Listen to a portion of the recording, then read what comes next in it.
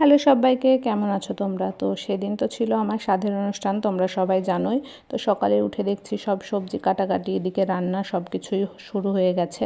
আর এদিকেও আমি ফ্রেশ হয়ে একটু স্কিন কেয়ার করে স্নান সেরে নিলাম। তারপর নিজে যেগুলো পরবো সেগুলো একটু গুছিয়ে নিলাম। শাড়িতে পিন আপ করে রাখলাম, তাহলে আমার পরতে একটু সুবিধা হয় শাড়িটা।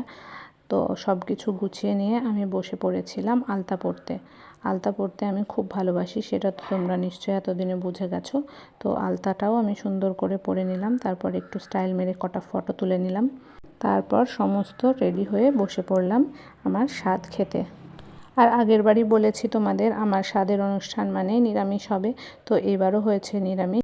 মেনুতে ছিল সাদা ভাত, 5 রকমের ভাজা, বড়া ভাজা, পায়েস, মিষ্টি, পনির, আলু পটলের তরকারি, ডাল, এই সবগুলোই। তো সমস্ত কিছু রেডি করে আমি বসে পড়লাম। সমস্ত বড়রা আমাকে সুন্দরভাবে আশীর্বাদও সেরে নিল একে একে। এটা ছিল আমার পিসি, এটা পিসি আমাকে আমার আশীর্বাদ করছে। আর এটা হলো আমার জেঠিমা, জেঠিমাও আমাকে আশীর্বাদ করে নিল। এইভাবে একে একে সবাই আমাকে আশীর্বাদ, বরণ, প্রদীপের তাপ সমস্ত কিছু দিয়ে নিল। বেশি সবার অত ভিডিও করা হয়নি, শুধু জেঠিমা আর পিসিরটাই করা হয়েছে। এই জেঠিমাই আমার জন্য সমস্ত কিছু রান্না নিজের হাতে করেছিল, তো সেই জন্যই পায়েসটা আমাকে জেঠিমাই প্রথম খাইয়ে দিল, তারপর খাইয়ে দিল জল। তো এইভাবেই আমার স্বাদে সমস্ত কিছু অনুষ্ঠানের পর্বগুলো একে একে কমপ্লিট হলো। তারপর আমি জোর করে আমার বরকে একটু পাশে বসতে বললাম, সে তো কিছুতেই বসবে না, শ্বশুরবাড়ি, লজ্জা পাচ্ছে। তো তাও ওকে অনেক কষ্টে বসিয়ে আমাকে একটা মিষ্টি খাইয়ে দিতে বললাম। তো সমস্ত নিয়মকানুন মানা হয়ে গেলে এবার আমি লেগে পড়লাম খেতে। তো ওই বাড়িতে যখন খেয়েছিলাম তখন আমি প্রপার নিয়মটা মেনে খেয়েছিলাম না, ইচ্ছা মতো এটা সেটা তুলে তুলে খেয়েছিলাম। কিন্তু এবার পাশ থেকে আমার দিদা আমাকে বলল যে প্রথমে ভাত নিয়ে তারপর যা যা রান্না হয়েছে আমার জন্য সমস্ত কিছু একটু একটু করে প্রথমে ভাতের ওপর রেখে মেখে সেই প্রথম যে গ্রাসটা সেটা প্রণাম করে মুখে দিতে।